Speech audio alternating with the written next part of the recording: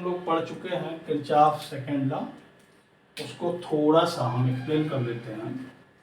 अगर हमारे पास कोई इलेक्ट्रिकल सर्किट है और उसमें कोई बंद लूप है, तो उसमें जितने भी रेजिस्टेंस हैं उनके करस्पॉन्डेंस जो इलेक्ट्रिक करंट है उनका प्रोडक्ट का जो अलजेब्रिक सम होगा वो उस मेश में जितने भी इलेक्ट्रोमोटिव फोर्स, दैट मीन्स जो सेल होंगे उनका जो इलेक्ट्रोमोटिव फोर्स होगा उनके अलजेब्रिक सम के इक्वल होगा।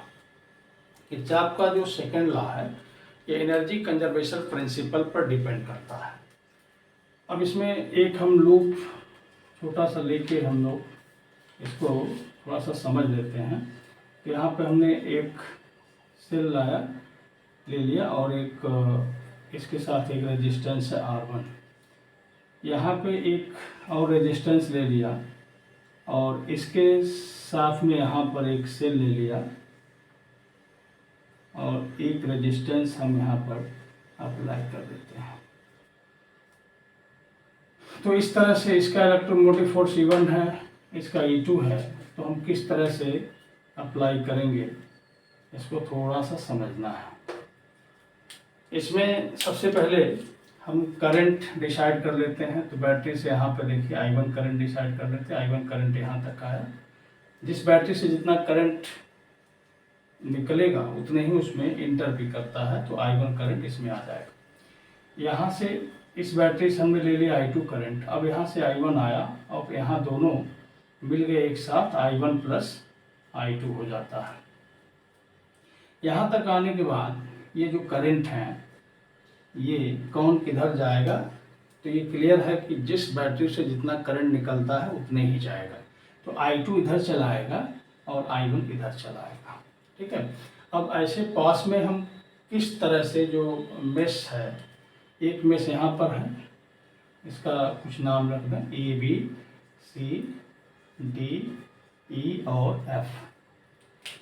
तो इस जो पास है A B C D A में किरचॉफ सेकंड लॉ अप्लाई करें तो जैसे ये रेजिस्टेंस है इसमें करंट फ्लो कर रहा I1 और पास का डायरेक्शन हमने दिखा दिया A B C D, A से चल के फिर A तक ऐसे। ठीक है, ये हो गया पास का डायरेक्शन। ये है पास का डायरेक्शन।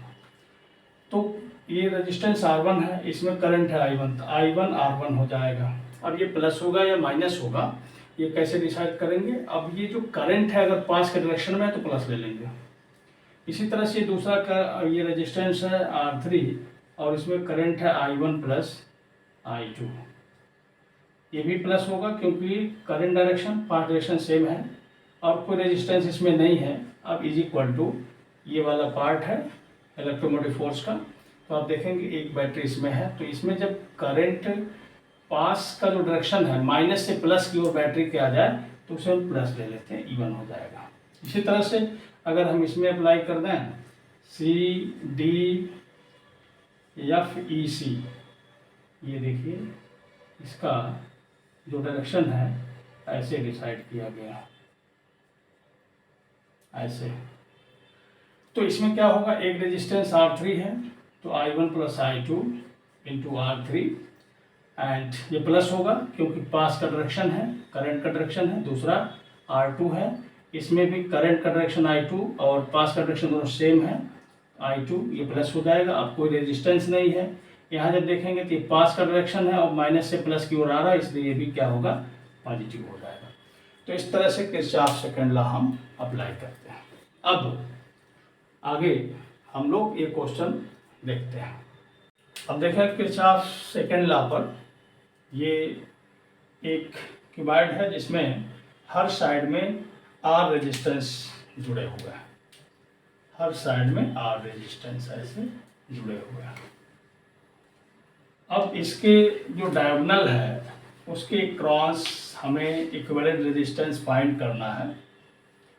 तो कैसे फाइंड करेंगे, इसके कई तरीके हैं लेकिन यहाँ पे हम लोग किरचॉफ सेकंड लॉ अप्लाई करेंगे। इसके लिए सबसे पहले हम क्या करते हैं कि ए और बी के बीच में एक बैटरी या फिर एक सेल हम जोड़ देते हैं।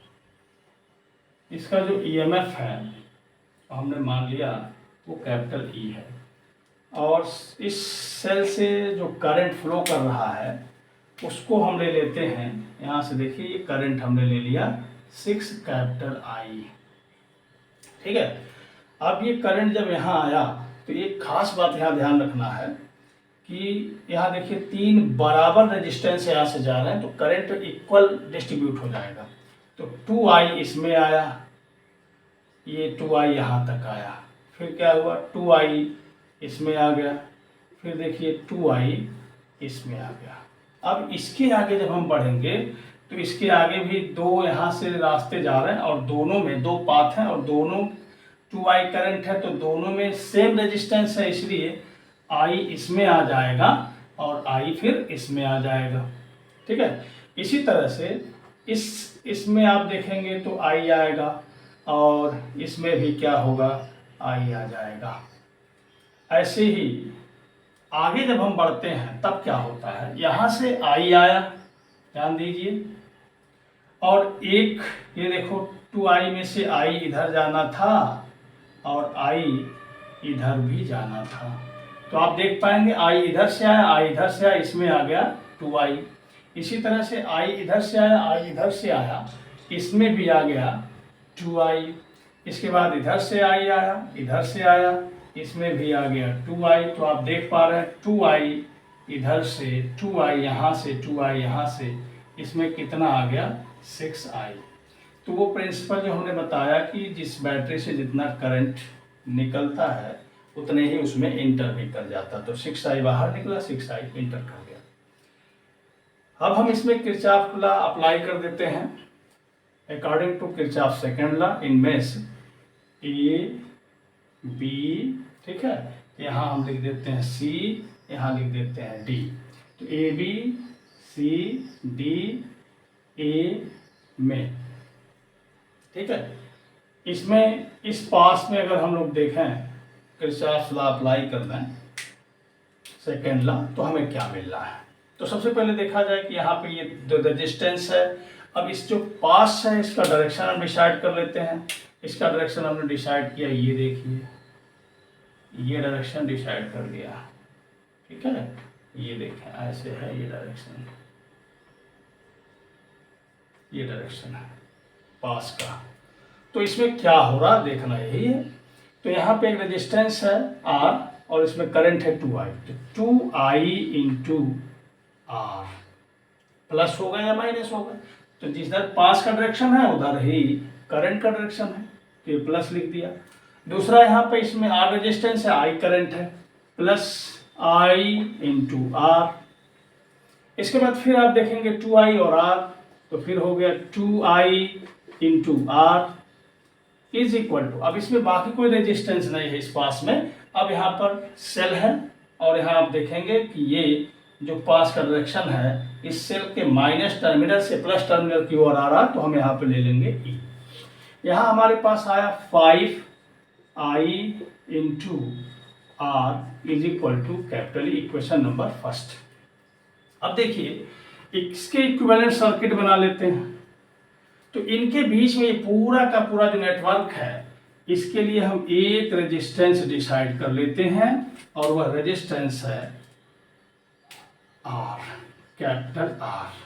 ठीक है भाई, और ये देखो यहाँ से A, ठीक है, और ये यहाँ से B है, और इसके बीच में हमने लिया हुआ है एक सेल और इसमें से करंट फ्लो कर रहा है 6i।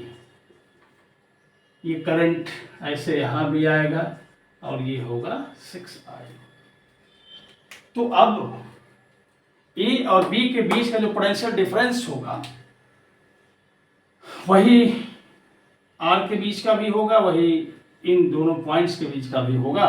तो इस तरह से E is equal to I into R वाले फार्मूले से 6i करंट है और R है कैपिटल R।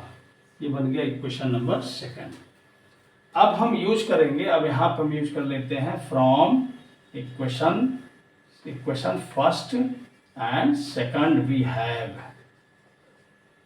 तो आप देखेंगे कि अब यहाँ हम यहाँ लिखते हैं 5, या वहीं पे यूज कर लीजिए, जहाँ चाहे वहीं यहीं कर लीजिए, from equations first and second. E के जगह पर हम यही लिख सकते हैं 5i स्मॉल r, ठीक है, is equal to 6i capital R। तो i से i कैंसिल आउट हो जाएगा, हमें तो कैपिटल R चाहिए था, ये आया 5r/6, ठीक है। ये आपका इक्विवेलेंट रेजिस्टेंस की वैल्यू हो जाती है। तो बड़े ही आसानी से किरचॉफ के नियम से ए और बी के बीच में इक्विवेलेंट रेजिस्टेंस ज्ञात हो गया और जल्दी हो गया क्वेश्चन।